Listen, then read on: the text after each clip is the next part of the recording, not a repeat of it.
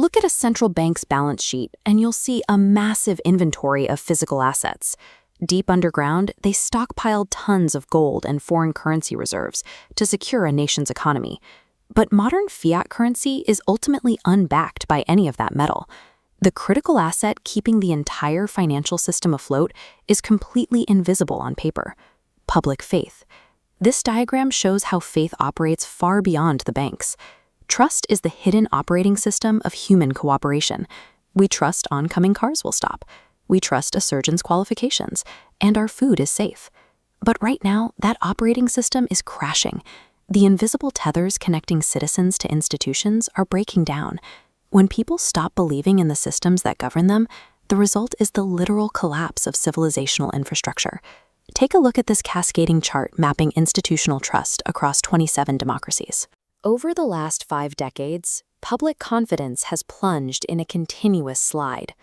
Today, those lines hit historic depths. Only 32% trust their government. Barely 42% trust the media. This external collapse of faith is mirrored inside the boardroom. A 2025 study of 1,200 executives found that the perception gap between leaders and their teams has widened by 75% since the pandemic, leaving managers struggling with self-belief and imposter syndrome. Out on the streets, the exhaustion with the system has mutated into something much more volatile. 40% of voters now actively say they want strongmen leaders who will bypass the established rules entirely to force results. We are living through a full-blown trust recession. When societies no longer believe in anything, democratic governance becomes nearly impossible. The great irony of the information age is that having unlimited access to human knowledge has bred an aggressive, stubborn cult of ignorance. Instead of encouraging lifelong learning, digital ecosystems have fostered a deeply narcissistic culture. People acquire a few fragments of online information and suddenly view professional advice from doctors, lawyers, or scientists as an insult to their personal autonomy. The modern attention economy thrives on this behavior. Algorithms are explicitly designed to reward those who violate established truths, amplifying outrage and epistemic fragmentation over shared facts. Compare that to the mid-20th century. There was a general public deference to specialists that allowed for highly coordinated, monumental achievements, like putting a human on the moon. Memorizing a Wikipedia article doesn't make someone a specialist. The illusion of instant expertise dismantles the division of labor between specialized researchers and the citizens who use their findings. But we can't place the blame entirely on the public. The people running the institutions broke the social contract first. Citizens watched the 2008 financial crisis wipe out their savings. They saw intelligence failures lead to disastrous wars.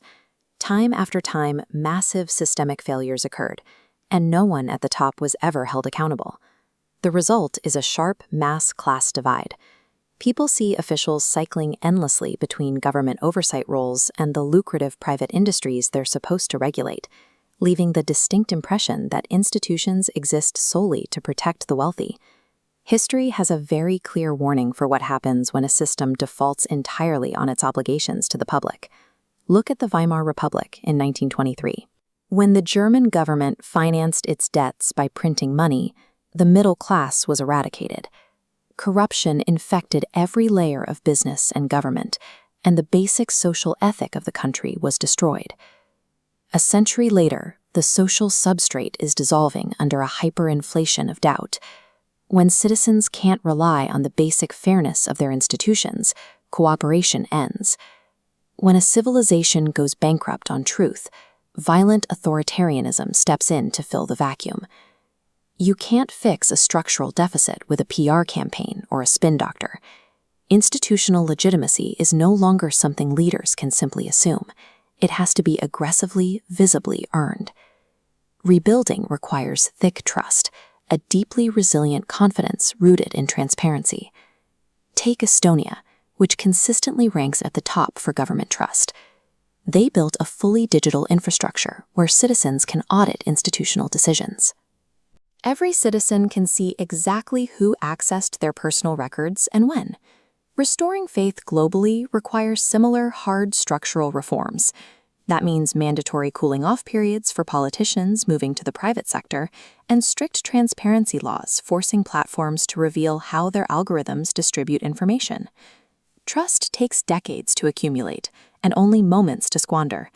Right now, our societal reserves are empty. Only unrelenting transparency and fierce accountability can pay off the deficit.